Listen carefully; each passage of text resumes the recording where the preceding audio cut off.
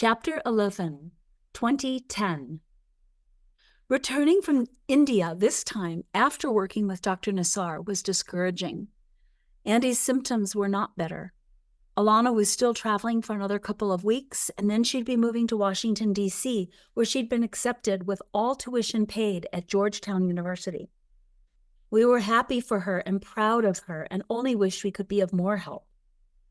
I planned several work trips to Chicago for the few months before she moved in order to make best use of her presence in helping me care for Andy. I had my own worries about where Andy and I could live during the coming winter months. We had met a sweet man named Tim who lived across the road from Lynn's house, the space Andy had been renovating. He told us about a rental apartment in the house where he lived, and we moved in. We had a close relationship with him because he had been the only witness to an accident that occurred earlier in the year that, depending on the outcome, threatened to destroy Andy's already weakened self-confidence and some of his independence. Andy had been driving home and came to an intersection where the road either went straight or turned a sharp left. Almost every car made the sharp left, but Andy was going straight. There was a bicyclist riding the opposite way from Andy on the straight road, and just as Andy continued driving on the straight road, the bicyclist made a sharp U-turn and shot right in front of Andy's truck.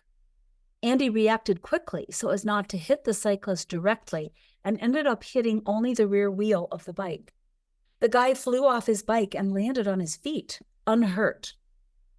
Andy stopped to help the man, and after some minutes took him and his bicycle back to town. Tim stopped also, but left after learning that no one was injured. The trouble began when our insurance companies got involved. Andy made his statement, and so did the cyclist. Andy had been unsettled from the incident, but after careful reconstruction of the events, realized he hadn't done anything wrong.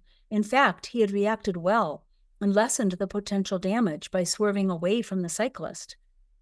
Parkinson's is a disease that not only compromises a person's physical abilities, but also challenges their mental abilities.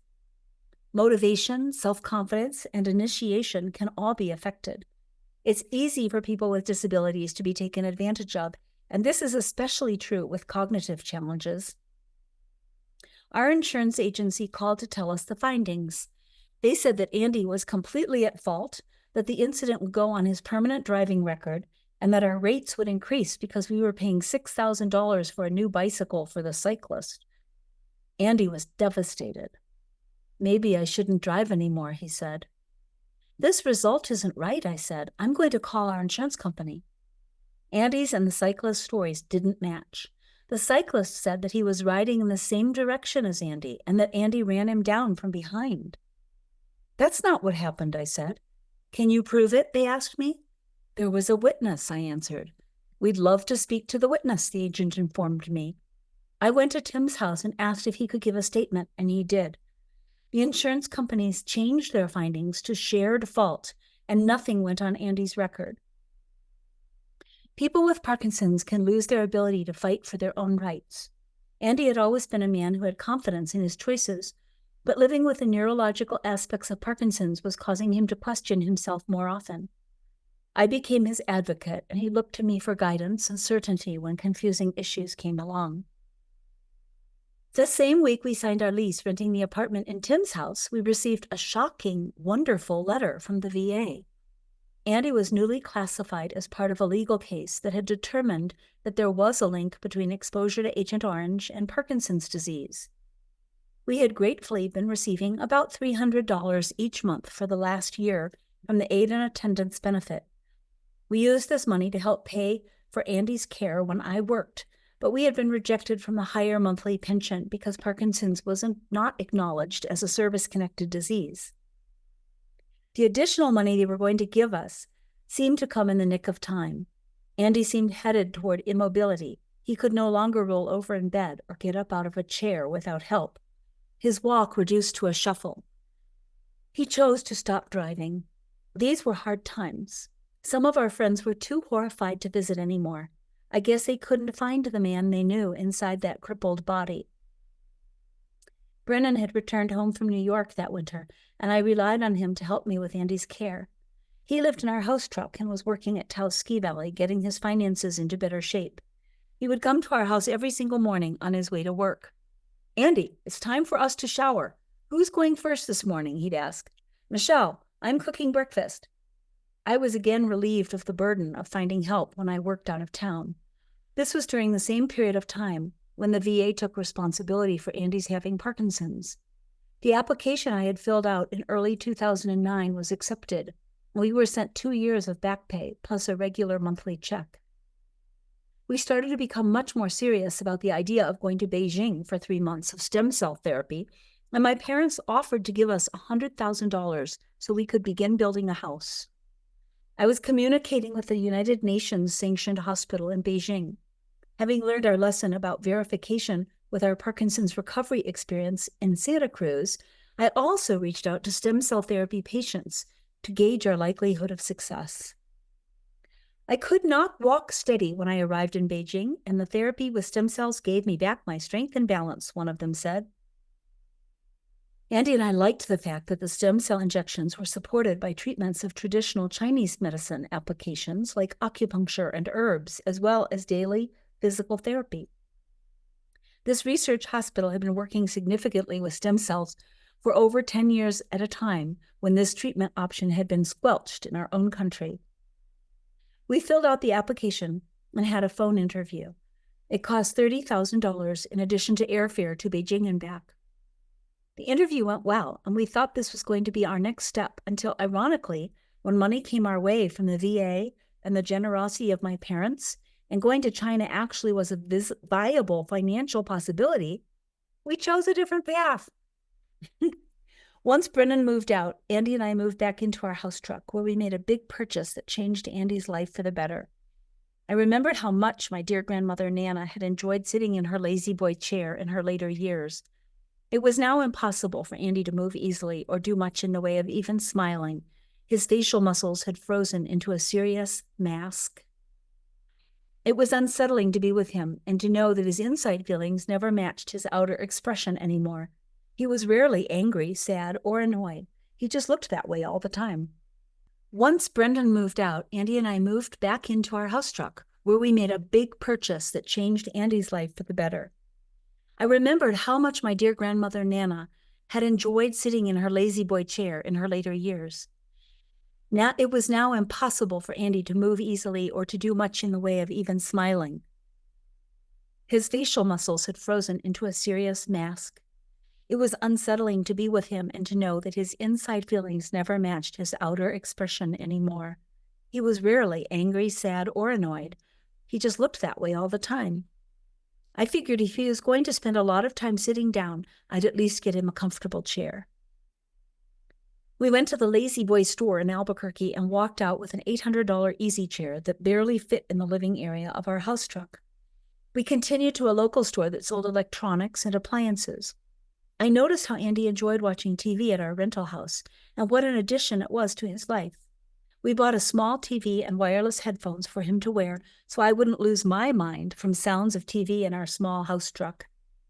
We set it all up, and I felt incredible joy watching Andy sit in his comfortable chair and push a button on the side to recline to just the right angle. His chair was squeezed in next to one of our doors that had one of our house truck's 4 windows in it, so he got natural light and could easily open the door for some fresh air. For the first time in a very long time, Andy was comfortable. We had money, more than we'd ever earned in a year, and more than we'd ever been able to save. We let it sit in our bank account and allowed ourselves to think about new options. I kept working, and we'd added our own funds to our savings. I was able to lighten my full work schedule. Instead of traveling a third of every month and saying yes to any work, even when it was the very last thing I wanted to do, I could now be more selective in making my schedule and building in some self-renewal time. We began to talk about the possibility of building a house on the land we owned where our house truck was parked. We were in the early stages of thinking about how best to start, and the first choice we made was to dig a well. I took on the job of project planning. It was such a joy to work towards something we could afford. Our well was 597 feet deep, and it was worth every penny. Ironically, it cost $30,000, the same amount going to China would have been. We knew spending the money on the well was a better investment, The well would last forever, while Andy's stem cell treatment would have to be done over and over. I had been drawing simple sketches of houses we might build. It was fun to imagine. Andy was excited by the idea, too. I pictured a 2-story house because I had been climbing the trees on our land for 25 years and knew the beauty of the views. I pictured big windows, lots of light coming in, and passive solar features. I visualized several bedrooms and bathrooms in a relatively small square footage. I wanted outside space that Andy could enjoy no matter how disabled he became from Parkinson's. I imagined him in a flower garden that he could access in almost any state of ability or disability. Many years earlier, Andy had worked briefly for a man named Michael Levy, and they had hit it off. I had skied with Michael, and we liked each other too. Michael approached me about the possibility of doing an epic trade. He was a professional architect with a specialty in solar design who could help me with renderings of my dream home, and I was a massage therapist who could help him by giving him regular massage. That would be a lot of massages, I thought. Still, what a great way to make our plans a reality. We met with Michael and told him all we had been imagining, gave him our sketches, and the man drew it all on paper. With a well and a plan in place, we decided to revisit possibilities of treatment at the VA. We were told that Dr. Prindle had moved on, and there were other neurologists available for appointments. Dr. Sarah came into our lives like a breath of fresh air, and after listening to all our fears and the negative issues and experiences Andy had had with the drugs, she sat down and told us about her experiences with Parkinson's patients. One day you may be a candidate for the deep brain stimulation therapy and surgery, she said. Right now, I believe medication could really help you. If you want to give that a try, let me know. Andy trusted Sarah. We went home with a combination of medications, and within a week he had improved. The medication gave him the ability to get up and down out of a chair without help. It allowed him to roll over in bed on his own and helped him walk more smoothly. He could even gracefully turn in a circle while standing.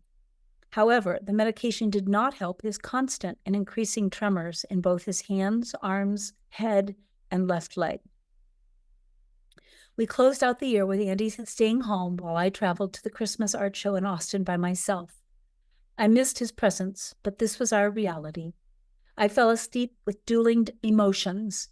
I missed the love of my life being there with me, and I was also relieved of all the jobs I was responsible for and caring for him, and the pain I felt from witnessing his suffering. It was not peaceful. After I returned home from the art show, we started to look at how Andy's service in Vietnam, besides his Agent Orange exposure, might have caused his Parkinson's.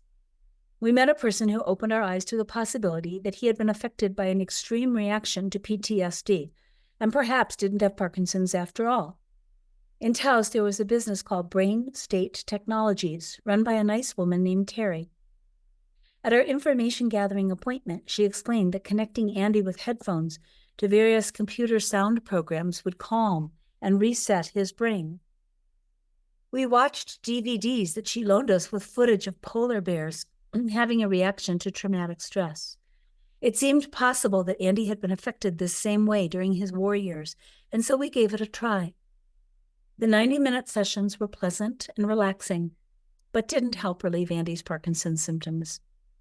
Another friend gave us an article published in an alternative health magazine, Second Opinion, that suggested manganese toxicity could cause Parkinson's symptoms, and that something called PAS, para-aminosalicylic acid, could relieve them, and was being researched at Purdue University. I contacted a doctor there who said it was illegal to do this therapy in our country and gave me the name and contact information of a doctor in China. I attempted to reach the doctor in China many times and did talk to several people regarding the possibility of coming to China for PAS therapy. Of course, we couldn't afford it at that time, but that didn't mean we couldn't and wouldn't save for it and go in the future if it was promising. The PAS therapy never worked out for us, but the possibility did give us additional insight into options we might find abroad. Dr. Ho came from Florida for the purpose of curing people with Parkinson's. He was hosted by Dr. Caroline Colonna, a respected doctor of Oriental medicine in Taos. We sat in the reception room of Dr. Colonna's office, and it was packed full of people. Dr. Ho came in and gave his pitch for curing Parkinson's with a type of acupuncture that was administered into the top of the head and the regular ingesting of an herbal mixture called shaking powder. Some of the audience were skeptical during his presentation. At one point, a man asked Dr. Ho if he had any research as evidence of success and was told that none existed. All the people in that room either had a disease or had a loved one struggling with a disease. Everybody wished Dr. Ho's words could be true. Andy wanted to try this method, and I felt like we were back in the same situation again and was thinking about all the herbal powders Andy had taken over the years, the Tibetan powdered medicine, and then the Ayurvedic herbs, and most recently the neuro-research amino acid powders. I was not that hopeful about Dr. Ho's shaking powder option, which had an ingredients list including goat hora, shell of pearl powder, Sichuan fritillary bulb, Chinese yam, and Gastrodia tuber. We didn't know what all those ingredients were, but we had a lot of respect for Dr. Colonna, and without any other options, we decided to give it a try. After a month, we had spent all the money we were willing to on this treatment. We informed Dr. Colonna that we were done. She surprised us with her response. "I'm sure this will work if we give it more time," she said. "I will treat Andy without any payment for the next few months because I believe this treatment will work. If Andy gets better, then you can pay me, and if he doesn't, you don't owe me anything." She treated him for several more months without results. Although the treatments she gave Andy ultimately failed, Dr. Colonna's desire to help demonstrated that we were not entirely alone with this condition. It was a tricky time for us because our finances made it possible only to dabble in, not fully commit to, the expensive treatments that came our way. We tried to make up for our inability to buy the more comprehensive treatments with our own ingenuity and total commitment to what we could afford to pay for. This was how we'd lived and succeeded in our lives before Parkinson's, and this was our strategy now. Alternative treatments for Parkinson's have a broad spectrum of results for different people that cannot be known until tried. It's a conundrum we lived with.